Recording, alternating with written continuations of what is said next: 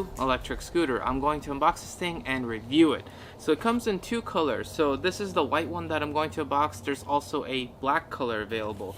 Jumping into the specs, this thing is equipped with a 450 watt motor with peak power of up to 750 watts. It has an easily removable battery that is 36 volts, 10 amperes by LG. The maximum load is 265 to 300 pounds. It has 10-inch pneumatic tires and has a top speed of 19 miles an hour. So one thing that's new with this that I haven't seen before is it has an e-brake, which is part of its triple braking system, as AnyHill calls it. So it has an e-brake, a physical drum brake, and auto power cutoff. So I'll get into the e-brake a little bit later on when I'm actually showing you guys the controls. Screws, some Allen wrenches and stuff, here. It's probably for the tire to inflate it. The keys,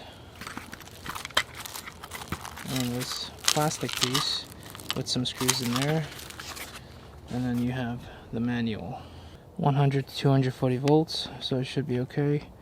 Power, good to go. As far as the handlebar, pretty easy to install. It's just one wire connected and put in these 4 Allen wrench screws. That thing slides up, and when all the screws are in, it will slide down, so it gives it a nice clean look. As far as the drum brakes, all you do is slide in the wire to the brake lever and you're good to go. So it pretty much comes almost fully assembled. So the controls are pretty straightforward. You hold it to turn it on, goes on. If you tap it once, it turns on the headlights and the rear lights. Tap it again, that goes off. So this is what the light looks like. It doesn't turn with the steering wheel. The back lights also go on. And when you apply the brakes, they get brighter. Same is true for the electric brake. If you want to switch between modes, double tap, it goes to Eco. This is normal. And finally the sport mode, which is S. And then double tap again, it goes back to Eco. I'm going to leave it in the sport mode. And then if you tap it 3 times, as for the cruise control, you can see the little icon there. Tap it again and it goes away. So these are your brakes, electric brakes. So when you hold these down, it does slow it down. These are your regular drum brakes. This is your throttle and this is your bell. And if you hold this, it turns off. This is where the battery resides, so you just pull this up. This comes out. Put the key, spin it, pull it out, and you could charge it right here.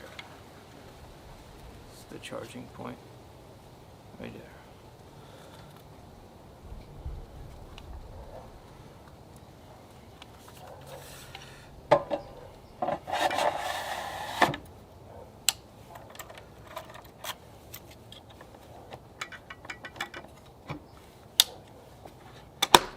For the folding mechanism, basically push this part in, pull this out.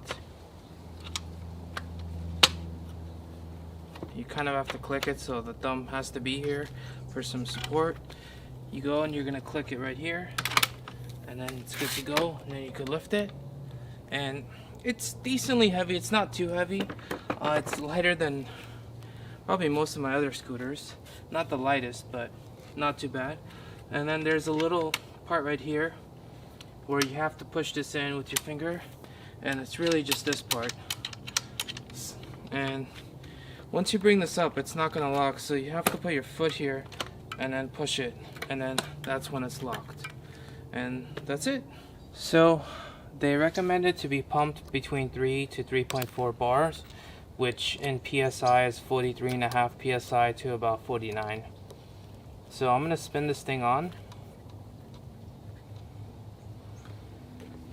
which is the adapter it comes with, and push this thing on. So the adapter made it very simple to pump it. You can also use a regular pump and good to go. Just got back from a ride. I'd say I went around 5 miles or so, and this scooter handled it no problem. I did hit a few hills as well. I wanted to see if it was going to take me up those hills. It did slow down to 9 to 10 miles an hour, but I didn't have to stop, which is a good thing, and I am around 200 pounds, so I'm on the heavier side of the spectrum of what this thing can handle. but good to go there. And top speed was around 19 miles an hour. On the downhills, I got all the way up to 24, 25 miles an hour, which on some of the downhills. On some of the other ones, I think I averaged around 20, 21 miles an hour. Brakes are fine. Be careful with the front brakes when you're going fast, because it does slow down a bit quicker. So I use it as a combination. I mostly use the drum brakes and a little bit of this. And overall, I'd say it's a pretty good scooter for something of this price. I'd say it's very well integrated.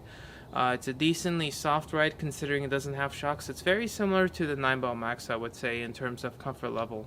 And I will do a full range test on this thing, so full 100% battery all the way down to 0%. So don't forget to subscribe, and I'll catch you.